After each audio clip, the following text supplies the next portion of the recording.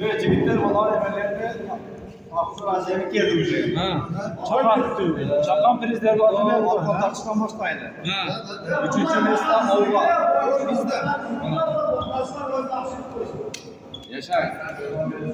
İkinci mesle Polotkan. Orkon tartıştan. Polotkan. Orada bizge tavsiye etti. Sizler oğullar dedi yaşayınlar. Şatraf koça oğullar.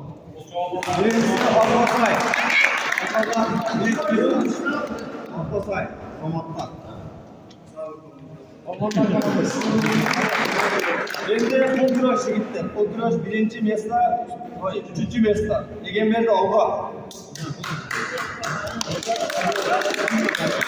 İkinci mesla Abdurrahim Bulutkan.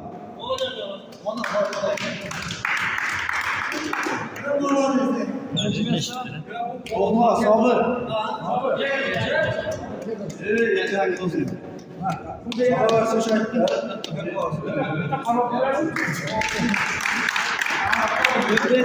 Futbol.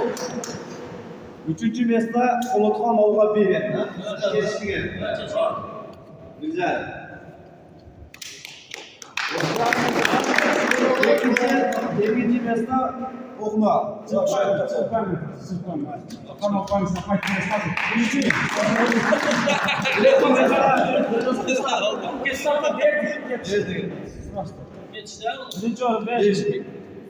Voleybol. Üçüncü orun Mingçınar.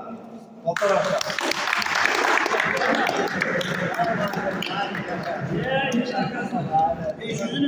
İkinci orun Okma. Birinci orun Kapıdan Maydan.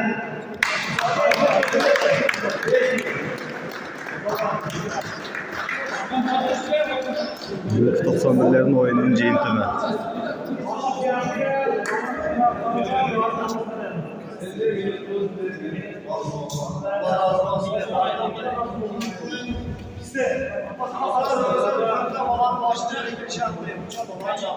Hikaye.